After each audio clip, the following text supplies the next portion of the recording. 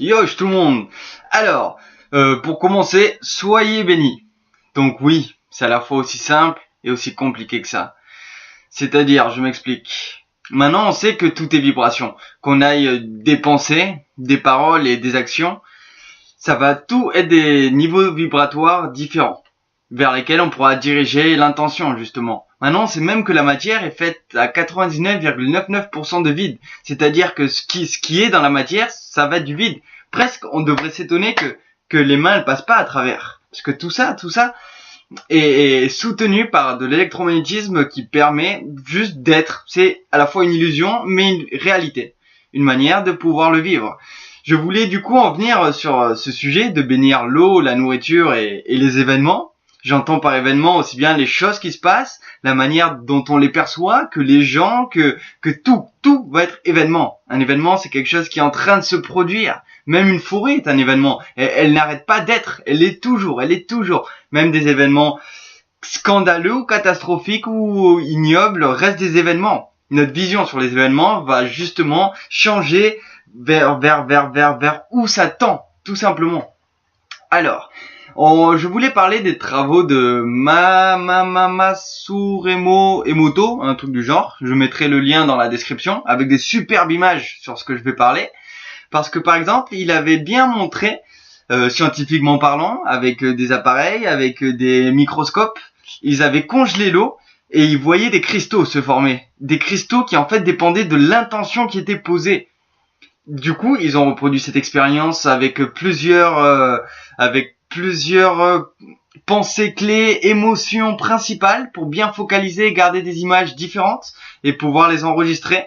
Du coup, ils l'ont fait aussi bien sur des mots, des émotions telles que pardon, telles que merci, telles que je te hais, je te déteste, ou telles que je t'adore, ou alors tu es beau, ou etc., etc., etc.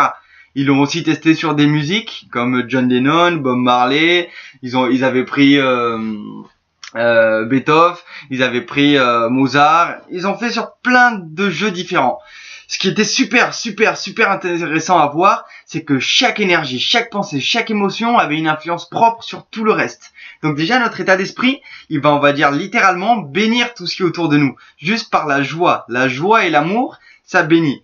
Maintenant, il faut comprendre que si on observe ce point de vue de quelqu'un qui connaît pas, on va dire tout simplement, ça va être une structure complètement inconsciente que la personne va mettre en place. Magnifique, merveilleuse, parfaite, mais inconsciente. C'est-à-dire, il ne met pas toute la conscience sur le mécanisme de compréhension, comment ça fonctionne et comment on arrive à ces choses-là.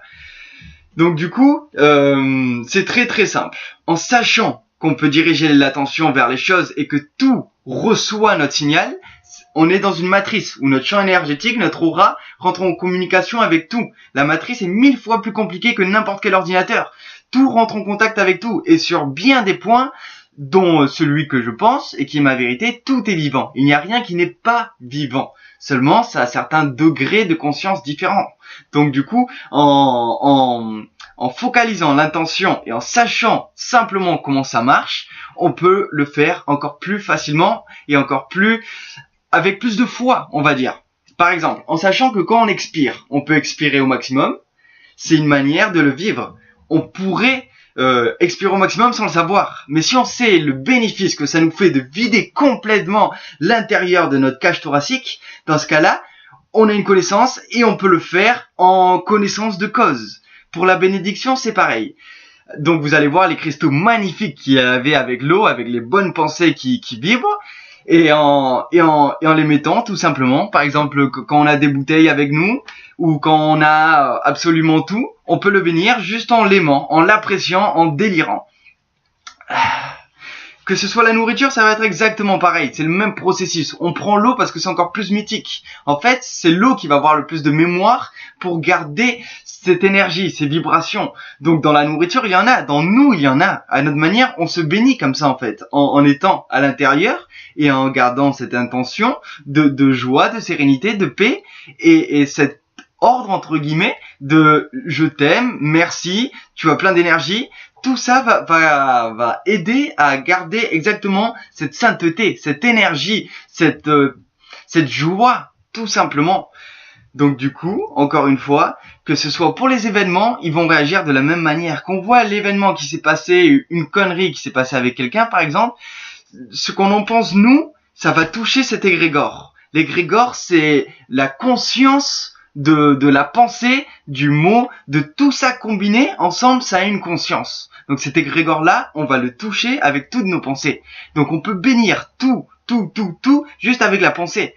Maintenant qu'on sait à quel point c'est vraiment intense et fort, on peut y mettre encore plus d'émotions. Comme on sait comment ça marche, c'est plus facile de mettre plus de foi. Voyons voir un exemple. Par exemple, en chantant. Quand tu chantes, si tu sais que tu vas réussir à chanter, alors ta foi, elle sera tellement grande que naturellement tu lanceras et tu iras encore plus. Si tu hésites, tu mettras un peu moins d'énergie, un peu moins de dynamisme, un peu moins de vivacité, d'émotion. Rappelez-vous ce mot emotion, énergie en mouvement. Ce mot est la clé de tout. C'est de l'énergie en mouvement. Plus on met de mouvement, plus on met d'intensité, alors plus ça va cadrer directement avec ce qu'on veut obtenir. Aussi simplement que ça.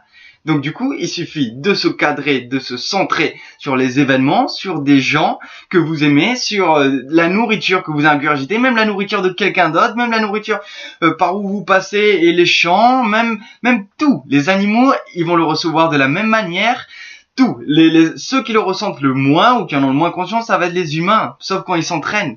Mais sinon, on est tous susceptibles. Et on est tous dans ce même champ, c'est la même matrice, on est tous susceptibles de recevoir cette énergie et surtout de les donner, surtout d'interagir. Et ça, c'est vraiment merveilleux. Donc voilà, c'était juste un mini truc, peut-être j'en parlerai en beaucoup plus longtemps parce que je pourrais, mais je voulais la faire courte. Donc voilà, l'eau, les pouvoirs, je vous link tout en bas dans le descriptif de la vidéo et vous trouverez tellement de beauté que je vous laisse rechercher. À bientôt et au plaisir. Soyez bénis.